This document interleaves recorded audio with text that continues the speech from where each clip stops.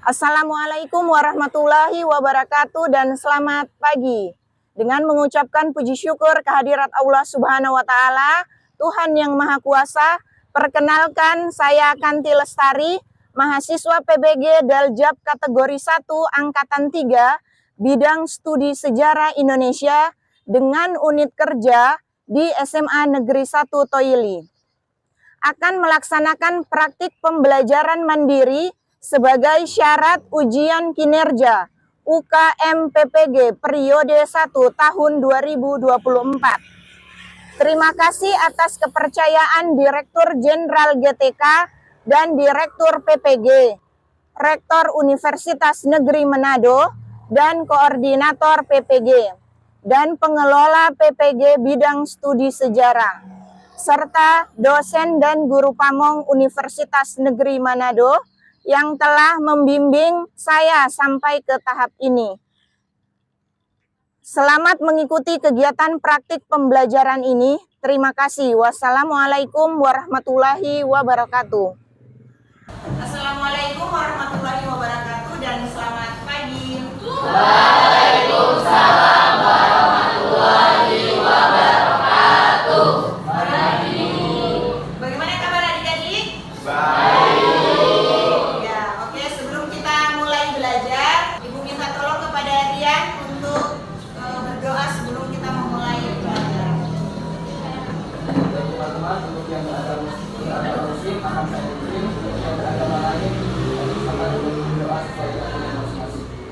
Bismillahirrahmanirrahim. Wa billahi wa bismillah. Wa bi Muhammadin nabiyyi wa rasulullah wa bi dinillah wa bi fahmi. Amin. Oke, terima kasih Rian sudah memimpin doa sebelum kita memulai pembelajaran pada pagi hari ini. Oke, selanjutnya kita akan menyanyikan lagu Indonesia Raya.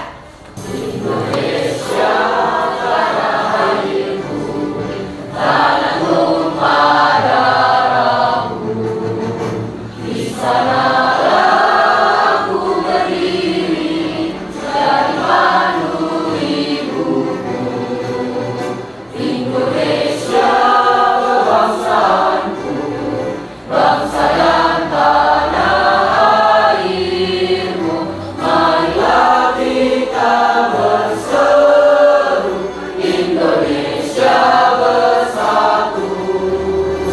Hiduplah tanahku, hiduplah negeriku, bangsaku, rakyatku semuanya. Bangunlah jiwanya, bangunlah badannya, untuk Indonesia Raya.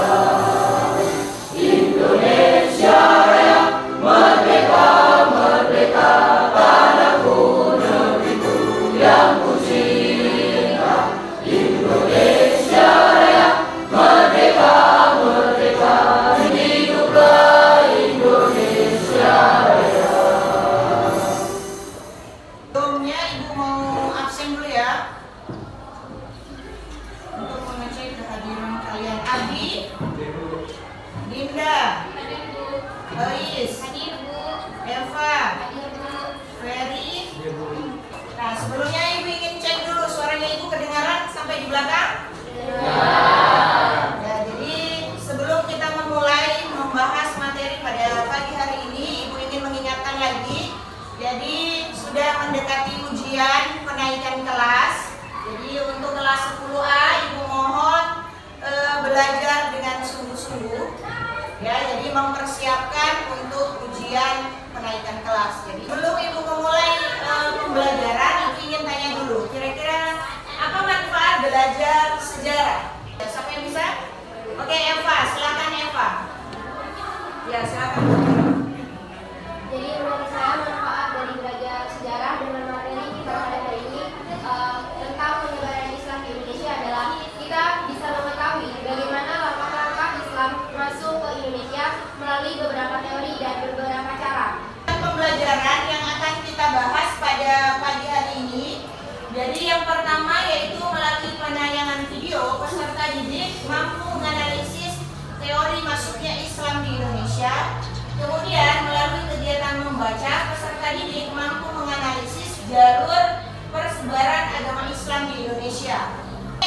tanya dulu, siapa yang masih ingat materi mengenai minggu kemarin? Oke, Felin, materi apa kemarin? Materi minggu kali itu maksudnya agama Hindu di Indonesia dan ada materi hidup. Ya, apa saja? Maya, Satria, Waisya, dan Sudra. Ya, jadi itu ya. Jadi pembahasan pada minggu lalu mengenai teori masuknya agama Hindu dan Buddha di Indonesia. Jadi kaitannya dengan materi pada hari ini, dua materi ini saling berkaitan karena proses masuknya agama pertama kali sampai akhirnya agama Islam juga itu ada di Indonesia. Ibu akan memberikan tes awal. Ya, jadi sebagai pengukur kemampuan kalian. Belok ke belakang.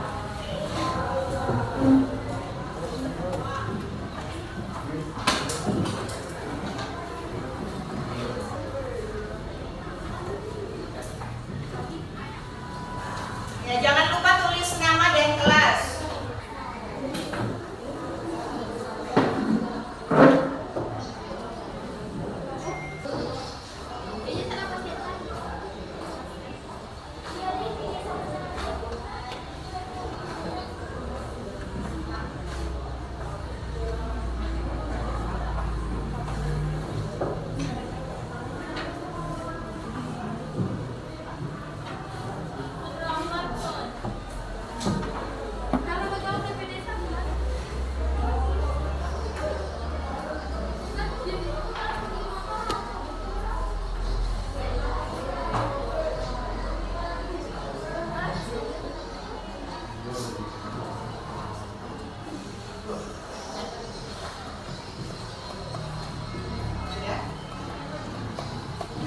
Ya, Theo, silakan dikumpulkan, Theo.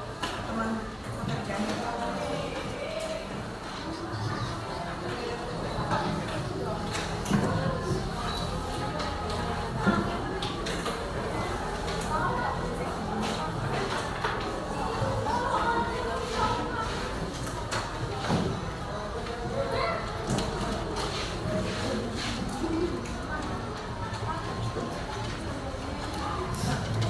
Oke, terima kasih. Berdiri dulu, kita ice breaking.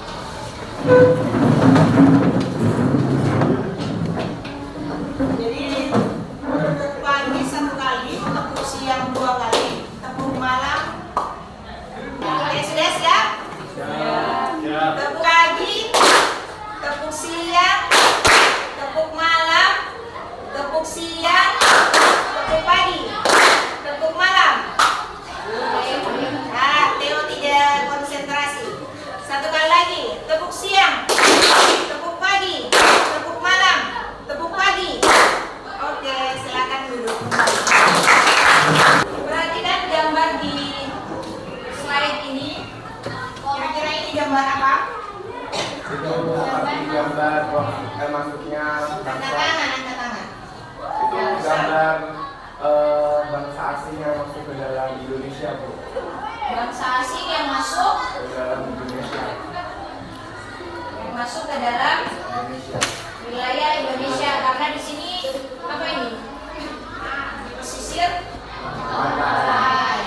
Nah, apa kaitannya gambar ini yang kalian lihat, yang kalian amati sebagai kedatangan bangsa asing ke Indonesia? Kemudian apa kaitannya dengan materi yang akan kita bahas mengenai teori masuknya agama Islam di Indonesia? Siapa yang bisa? Rizal. Baik, Bu. Jadi kaitannya dalam Berdiri, Rizal. baik, terima kasih. Jadi kaitannya pada gambar ini mengenai materi yang akan kita bawakan sebentar adalah melalui gambar ini kita bisa kaitannya dengan materi ini adalah proses penyebaran agama Islam di Indonesia, Bu. Jadi bisa jadi yang pada gambar tersebut itu salah satu proses penyebaran agama Islam dari bangsa lain ke Indonesia, Bu. Ya, beri tepuk tangan. Jadi seperti yang sudah dijelaskan tadi oleh Rizal bahwa ini sepertinya adalah gambaran kedatangan bangsa asing ke wilayah Nusantara melalui pesisir pantai. Nah, berarti kedatangan mereka di sini menggunakan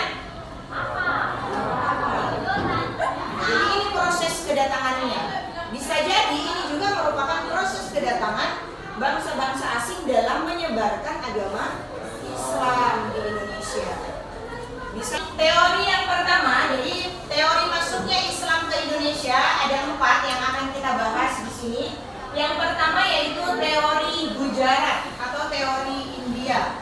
Jadi melalui teori ini ada tokoh yang mendukung atau ada ilmuwan yang mendukung, yaitu Pichnakal dan Mogete. Nah, jadi menurut mereka ini yang membawa agama Islam ke Indonesia adalah orang-orang Arab yang sudah lama tinggal di Gujarat, India.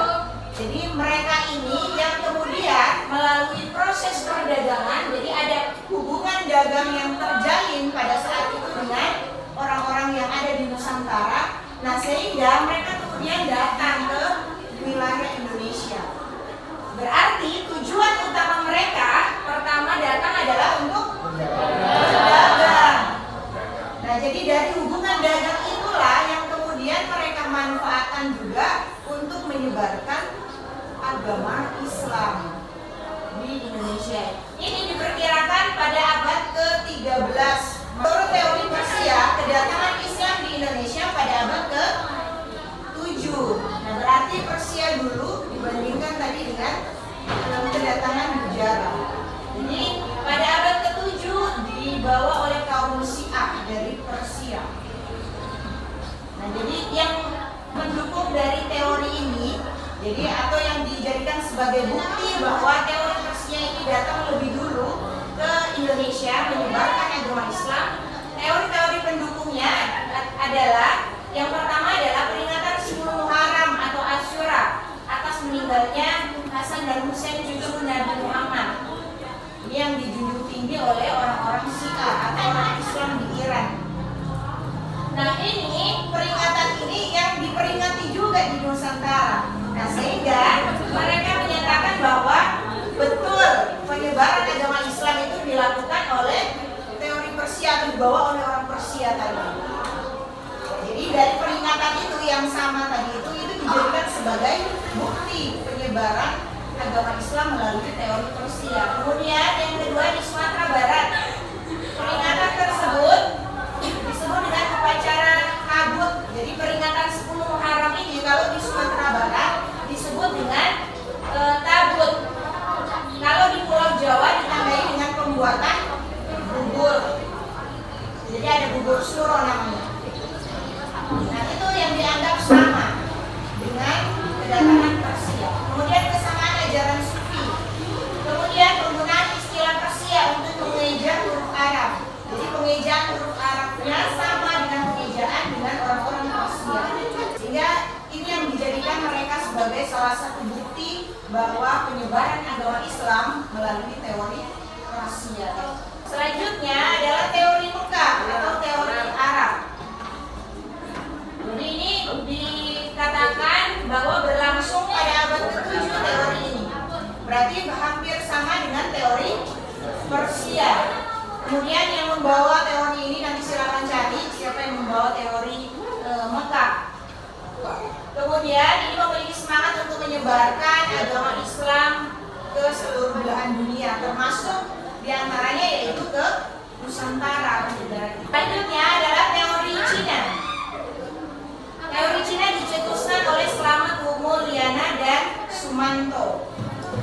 Nah, ini Islam dibawa oleh para perantau Muslim Cina. Jadi ini adalah orang-orang yang merantau, kemudian mereka datang ke Nusantara.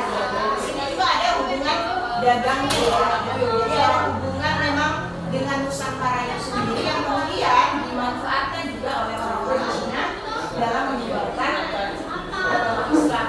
Jadi sebagai bukti itu adalah fakta adanya perpindahan orang-orang Muslim Cina dari Canton ke Asia Tenggara, khususnya di Palembang saat itu.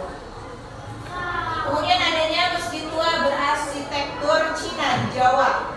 Nah, ini juga itu sebagai bukti bahwa Islam itu masuk ke Pulau Jawa. Kemudian raja pertama Demak berasal dari keturunan Cina atau dari Raden Kata. Penyebaran Islam di Indonesia ada 6 bidang penyebaran ya. ada perdagangan, perkawinan, pendidikan, kesenian, politik, dan tasawuf. Nah, kalau di bidang perdagangan, seperti yang Ibu sudah sampaikan tadi melalui teori Gujarat, bahwa ada hubungan dagang antara bangsa asing ini dengan Nusantara. Nah, perdagangan di sini, mereka ini kan memanfaatkan angin muson pada saat itu yang berhembus itu 6 bulan sekali. Jadi ketika misalnya orang-orang Gujarat datang ke wilayah Indonesia, mereka harus menunggu lagi 6 bulan kemudian untuk pulang kembali ke negaranya. Sehingga selama 6 bulan itu mereka manfaatkan untuk berdagang. Nah, di situ ada hubungan sosial yang cukup dekat antara orang-orang Nusantara dengan pendatang tadi, misalnya dari Gujarat. Jadi ini yang menyebabkan selain mereka juga berdagang, ya ternyata mereka juga kemudian memperkenalkan agama yang mereka bawa, khususnya agama Islam saat itu. Jadi selain berdagang, ya mereka juga ingin menyebarkan agama Islam. Kemudian saluran yang kedua adalah saluran perkawinan. Nah, jadi masih ada kaitannya dengan perdagangan tadi, ya karena sudah cukup lama, sudah cukup dekat mereka dengan orang-orang pribumi, sehingga para pedagang ini yang datang, mereka pasti akan ada hubungan dengan para pemimpin-pemimpin yang ada di Nusantara. Mereka mendekatilah para pemimpinnya, mereka mendekati juga ada gadis-gadis dari pribumi, yang kemudian pada saat itu mereka menikah dengan gadis pribumi. Jadi pada saat proses pernikahan itu, ya mereka mengislamkan orang-orang pribumi itu. Bisa ini? Ya, jadi selain berdagang, mereka melakukan hubungan sosial. Akhirnya mereka juga ada hubungan perkawinan di situ. Kemudian di bidang pendidikan. Nah, kalau di bidang pendidikan banyak para ulama yang kemudian membentuk pesantren ya. Jadi pesantren ini dibentuk ya untuk mendidik para santri. Oke, selanjutnya penyebaran yang keempat adalah di bidang kesenian. Jadi di bidang kesenian ini seni pertunjukan wayang yang dibawa oleh para wali songo. Jadi dalam penyebaran agama Islam pun melalui seni pertunjukan wayang yang di dalamnya mempertunjukkan drama-drama. Walaupun di situ Mahabharata, kisah Mahabharata, kemudian Ramayana. Nah, tetapi oleh para wali songo ini, salah satu yang menyebarkan agama Islam melalui kesenian yaitu Sunan Kalijaga. Ya, dia ini menampilkan juga sosok-sosok pahlawan dari sosok Islam, sehingga di situ sudah dapat mempengaruhi jadi masyarakat atau rakyat pribumi pada saat itu yang menonton pertunjukan wayang yang ditampilkan. Kemudian melalui saluran politik di sini yaitu dari segi pemimpin.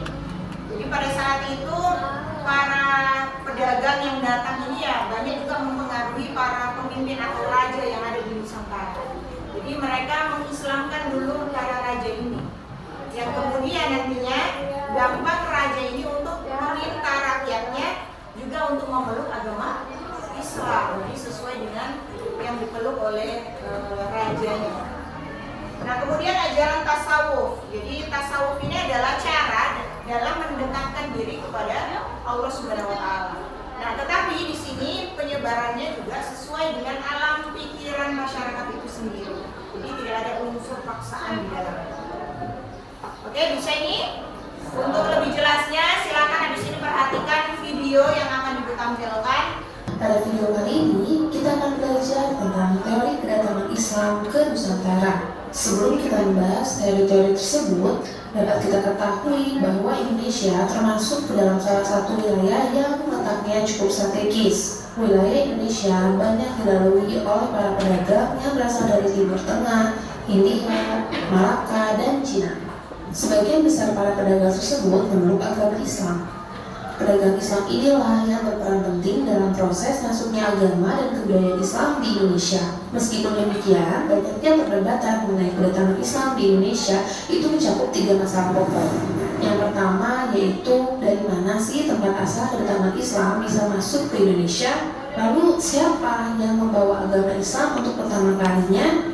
Dan juga kapan ya Islam itu masuk ke Nusantara atau ke Indonesia? Dengan adanya beberapa perdebatan tersebut, kedatangan Islam di Indonesia munculkan berbagai teori. Mari kita bahas dalam video berikut ini.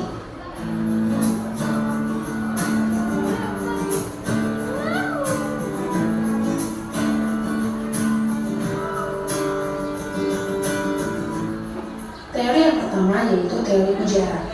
Gujarat merupakan wilayah yang kini termasuk bagian dari negara India. Teori Gujarat menjelaskan bahwa Islam masuk ke Indonesia itu pada abad ke-13 Masehi dan dibawa oleh para pedagang dari Gujarat atau dari India. Teori Gujarat pertama kali dicetuskan oleh J.P. Chappell. Menurut J.P. Chappell, orang-orang atau para pedagang dari India telah memeluk agama Islam dan kemudian mereka berdagang di Indonesia, dan secara tidak langsung mereka lah yang menyebarkan agama Islam ke Indonesia. Teori ini didasarkan pada dua bukti sebagai berikut. Yang pertama, jauh batu nisan makam Sultan Malik Al-Saleh dan Maulana Malik Ibrahim memiliki kemiripan dengan corak nisan yang ada di Gujarat. Sultan Malik, walaupun teori Gujarat memiliki cukup bukti, tapi banyak ilmuwan atau sejarawan juga menyanggah teori Gujarat ini. Kelemahan dari teori Gujarat yang pertama yaitu tidak adanya cukup bukti yang kuat bahwa para pedagang India lah yang pertama kali menyebarkan agama Islam. Dan apakah betul agama Islam dibawa oleh para pedagang India hanya karena kemiripan dari batu nisannya saja? Kemudian yang kedua, pada abad ke-7 sampai dengan abad ke-13 Masehi, pengaruh Hindu dan Buddha masih kuat di wilayah Gujarat ataupun India. Sehingga dengan adanya kelemahan tersebut, maka muncullah teori yang kedua, teori Persia. Teori Persia mengatakan bahwa agama Islam masuk Indonesia pada abad ke-7 Masehi. Persia sendiri merupakan wilayah bagian dari negara Iran. Para pedagang dari Persia inilah yang pertama kali menyebarkan agama Islam menurut teori Persia. Teori Persia juga didukung oleh beberapa bukti. Bukti yang pertama yaitu adanya kesamaan budaya antara budaya yang dikembangkan di Nusantara dengan budaya yang ada di Persia.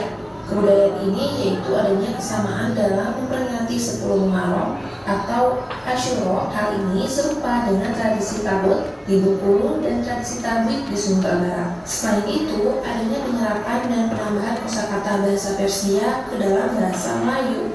Meskipun memiliki beberapa kelebihan, namun ada sebagian ahli yang masih meragukan bukti-bukti terkait masuknya Islam dari Persia. Hal ini karena bukti-bukti yang ada masih diragukan dan dirasa kurang kuat. Terlebih lagi, Persia bukanlah wilayah pusat dari agama Islam. Dan juga, pedagang yang berasal dari Persia jumlahnya tidak seberapa. Pedagang Persia yang bertransaksi di Indonesia saat itu masih kalah jumlahnya dengan pedagang dari Arab, Cina, dan juga India. Dengan adanya kelemahan tersebut, maka lahirlah teori yang ketiga, yaitu teori Mekah. Teori Mekah menyatakan bahwa pengaruh Islam telah masuk ke Nusantara pada sekitar abad ke-7 dan dibawa masuk oleh para pedagang Arab dan juga para musafir Arab yang memiliki semangat tinggi dalam penyebaran agama Islam bisa sampai ke Nusantara. Bukti pendukung dari teori Mekah ini yaitu yang pertama adanya catatan Ibnu Battuta yang menjelaskan Raja Samudra Pasai menganut mazhab Syafi'i. Mazhab Syafi'i merupakan mazhab terbesar di Mesir dan juga Arab. Selain alasan kesamaan mazhab, Louis Hamka juga melihat bahwa gelar Raja-Raja Samudra Pasai adalah Al-Malik, bukan Syekh atau Khan seperti yang terjadi di Persia dan India. Di samping itu, pada abad ke-13 telah terdapat ulama-ulama Jawa yang mengajarkan tasawuf di Mekah. Meskipun didukung oleh beberapa bukti, teori Mekah juga memiliki kelemahannya. Salah satunya yaitu kurangnya fakta terkait peranan bangsa Arab dalam proses penyebaran agama Islam di Indonesia. Sehingga teori Mekah harus dianggap lemah keberadaannya dan melahirkan teori yang keempat, yaitu teori Cina.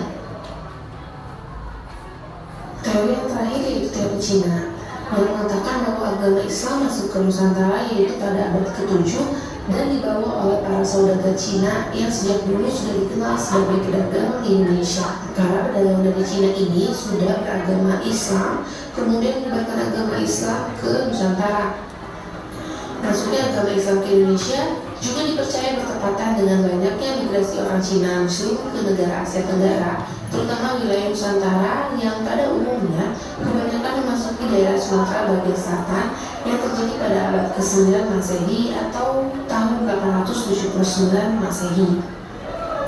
Teori Cina ini juga didasarkan oleh beberapa bukti. Yang pertama, banyaknya jumlah pendakwah yang berasal dari keturunan Cina dan memiliki pengaruh yang besar pada masa Kerajaan Demak.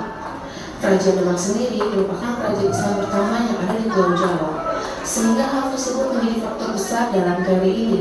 Terdapat pula penjelasan mengenai Kesultanan Demak yang didirikan oleh Raden Patah yang merupakan keturunan dari Cina. Bukti yang kedua yaitu terdapat pada masjid di beberapa kota di Indonesia yang memiliki arsitektur Cina, seperti contohnya Masjid Cengho di Surabaya yang kaya akan ornamen Cina. Laksamana Cengho sendiri dipercaya sebagai seorang penjelajah Muslim Cina yang turut menyebarkan Islam di Nusantara. Selain itu, adanya catatan penulisan gelar raja-raja Islam yang ditulis dengan menggunakan istilah Cina. Meskipun didukung oleh beberapa bukti, teori Cina juga memiliki kelemahannya yang membuatnya ditentang oleh beberapa ahli. Pasalnya, teori Cina tidak menjelaskan awal masuknya Islam ke Nusantara. Teori Cina hanya menjelaskan peranan Cina dalam pemerintahannya. Jadi sudah kalian simak tadi video mengenai teori masuknya Islam ke Indonesia. Selanjutnya Ibu akan membagi kalian menjadi 4 kelompok. Bagi kelompok untuk kelompok 1, Melina, Risa, Iren, Theodora, sama Ulfi. Kemudian kelompok 2, Eva, Elis, Devi, Ferry, sama Sinta. Kelompok 3, Felin, Marcel, Dea, Nisila, sama Eza. Kelompok 4, Rian, Dinda, Abdi, Rianita. Nah, oke, sudah duduk per kelompok. Jadi kelompok 1 sebelah mana? Oke, ini LKPD-nya. Kelompok 2, kelompok 3, kelompok 4. Nah, jadi silakan dilihat, itu kalian kerjakan sesuai dengan kelompok masing-masing. Jadi tidak usah semua teori kalian tuliskan ya. Jadi berdasarkan kelompoknya. Misalnya kelompok 1 teori apa? Teori Gujarat. Nah, berarti itu yang kalian bahas, hanya teori Gujarat sesuai dengan materi yang sudah Ibu bagi. Kemudian nantinya selain kalian menuliskan itu dalam LKPD yang sudah Ibu bagi, kalian nanti membuat tugas dalam bentuk Canva. Pernah kan disuruh buat tugas dalam bentuk Canva? Ya. Kemudian nanti dalam bentuk Canva itu kalian harus kirim sama Ibu. Nanti Ibu akan tampilkan di slide. Kemudian kelompok yang presentasi silakan tunjuk perwakilan kelompoknya. Siapa yang akan menjelaskan di depan? Bisa ini paham? Ada yang ingin ditanyakan lagi mengenai materi yang akan dibahas? Tidak? Ya, silakan kalian kerjakan. Jadi sesuai dengan teori-teori apa yang sudah Ibu berikan. Ya, silakan boleh cari di Google. Nah, yang lain tulis yang di LKPD, yang lain bisa buka Canva-nya. Jadi supaya cepat pengerjaannya. Oh ya, untuk yang di Canva silakan kalian buat sesuai dengan teorinya. Kemudian untuk saluran-saluran penyebaran agama Islam tadi, silakan kalian pilih salah satu saja. Tidak usah ke-6-nya. Misalnya kelompok 1 mau cari apa, penyebaran melalui pendidikan kah, atau melalui perkawinan, silakan kalian tinggal pilih salah satunya saja ya. Oke, silakan dikerjakan.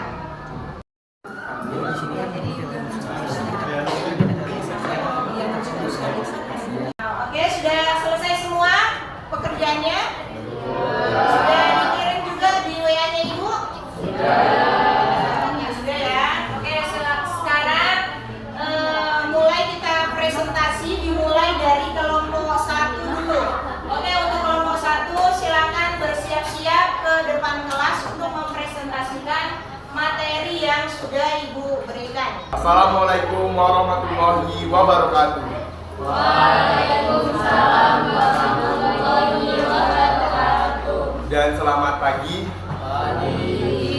Baik, terima kasih atas kesempatan yang diberikan kepada saya, khususnya kelompok kami yaitu kelompok 1, di mana kelompok 1 ini proses masuknya Islam di Indonesia mengenai teori Gujarat yang melalui pendidikan. Nah, untuk lebih lanjut mengenai materi yang akan dibahas tentang masuk Islam di Indonesia mengenai teori Gujarat, ini akan disampaikan dan akan dijelaskan langsung oleh teman kita, yaitu Melina Selomita. Kepada Melina Selomita dipersilakan. Baiklah, terima kasih Rizal atas kesempatannya. Di sini kelompok kami akan menjelaskan mengenai teori Gujarat. Menurut J.P. Maxwell, yang membawa agama Islam masuk ke Indonesia ialah para pedagang Islam yang sudah lama menetap di Gujarat, India. Pedagang-pedagang ini melakukan hubungan dagang dengan masyarakat Nusantara, sehingga dalam proses mereka melakukan hal tersebut terjadilah proses Islamisasi, di mana ketika mereka berdagang, hal itu dipengaruhi oleh angin muson yang terjadi 6 bulan sekali. Sehingga ketika mereka menetap di Nusantara, mereka melakukan proses Islamisasi dan menyebarkan agama Islam ke penduduk setempat. Kemudian penyebaran agama Islam salah satunya melalui pendidikan. Setelah kedudukan para pedagang mantap, mereka menguasai kekuatan ekonomi di bandar-bandar seperti Gresik. Kemudian pusat-pusat ekonomi itu berkembang menjadi pusat pendidikan dan penyebaran agama Islam. Pusat-pusat pendidikan dan dakwah Islam di Kerajaan Samudra Pasai berperan sebagai pusat dakwah pertama yang didatangi oleh pelajar-pelajar dan mengirim mubalik lokal. Terima kasih banyak atas pemaparan materi yang telah disampaikan oleh teman kita, yaitu dari kelompok 1 oleh Melina Selomita. Saya ucapkan terima kasih banyak telah memaparkan materi tentang teori Gujarat dan masuknya Islam di Indonesia kepada teman-teman semuanya. Kepada kelompok teman-teman dipersilakan untuk bertanya. Baik, terima kasih atas kesempatan yang diberikan. Saya ingin bertanya, bagaimana teori Gujarat menjelaskan hubungan antara tingkat pertumbuhan ekonomi dan tingkat investasi dalam konteks pembangunan ekonomi suatu negara? Jawab oleh Theodora. Kepada Theodora dipersilakan. Baik, terima kasih. Teori Gujarat menyatakan bahwa tingkat pertumbuhan ekonomi suatu negara dipengaruhi oleh tingkat inovasi yang tinggi, yang kemudian mendorong pengembangan ekonomi yang berkelanjutan. Selanjutnya akan saya tutup. Wassalamualaikum warahmatullahi wabarakatuh dan selamat pagi. Waalaikumsalam warahmatullahi wabarakatuh. Pagi.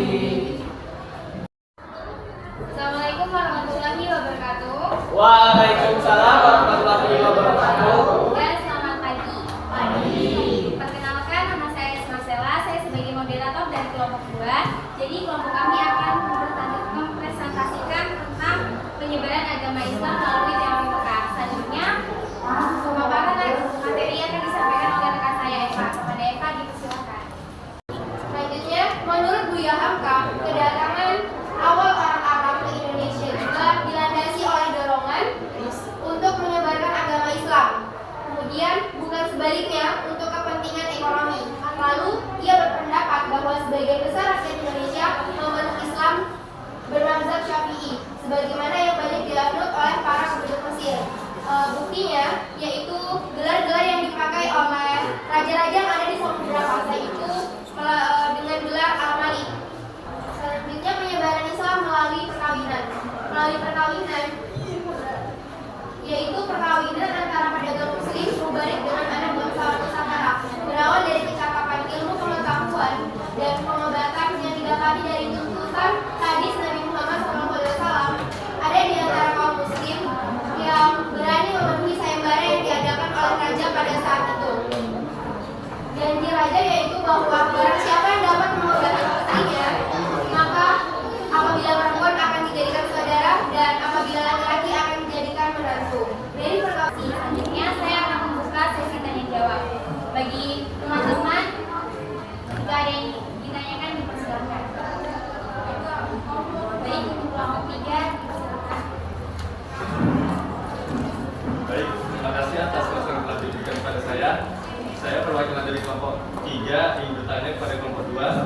Bagaimana dampak penyebaran Islam melalui jalinan pernikahan terlihat dalam keberagaman budaya agama di Indonesia?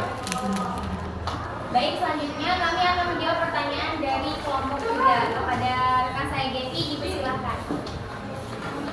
Baik, terima kasih atas kesempatan yang telah diberikan kepada saya. Saya akan menjawab dari pertanyaan dari kelompok 3 tentang bagaimana dampak penyebaran Islam melalui jalinan pernikahan terlihat dalam keragaman budaya dan agama di Indonesia.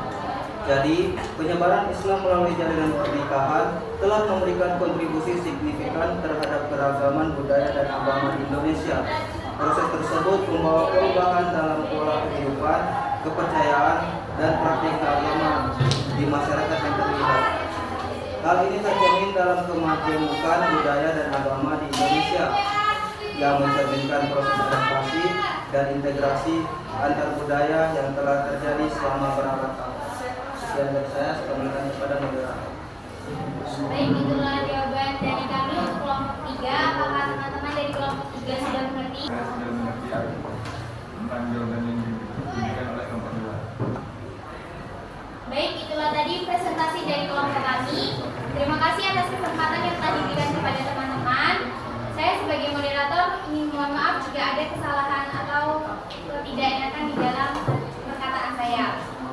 Saya tutup. Wabillahi taufiq hidayah. Wassalamualaikum warahmatullahi wabarakatuh. Ya, oke, jadi sudah selesai dari kelompok 1 sampai kelompok 4 mempresentasikan materi yang sudah Ibu berikan. Jadi kira-kira dari keempat materi tadi, apakah ada kendala yang kalian temui dalam proses pembelajaran tadi? Oke, jadi kalau tidak ada, alhamdulillah. Jadi selanjutnya kita akan menyanyikan lagu daerah. Jadi tolong berdiri.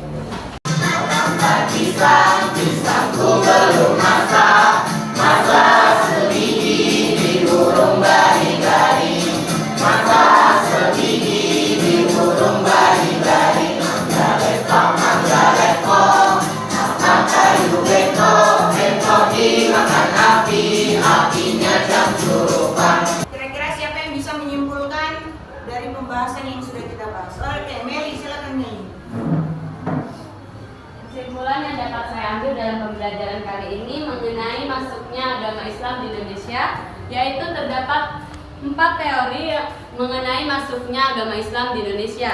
Yang pertama teori Gujarat, teori Mekah, teori Persia, dan juga teori Cina. Kemudian saluran atau cara penyebarannya itu terdiri dari 6 cara, yaitu perdagangan, perkawinan, pendidikan, kesenian, politik, dan tasawuf. Ya, terima kasih Meli. Tepuk tangan dulu untuk Meli. Bahas mengenai materi asal-usul nenek moyang bangsa Indonesia. Silakan nanti kembali ke rumah dipelajari kembali. Jangan lupa ya ditulis namanya dan kelas 10. Oke, sebelum Ibu tutup, kita berdoa dulu. Marcel, Ibu minta tolong pimpin doa dulu sebelum ditutup pembelajaran. Silakan berdiri, Marcel. Mari teman-teman, untuk kita mengakhiri pembelajaran kita pada siang hari ini, kita berdoa menurut agama dan keyakinan kita masing-masing. Untuk yang beragama Kristen, saya akan memimpin. Untuk beragama yang lain, dipersilakan berdoa menurut keyakinan. Mari kita berdoa.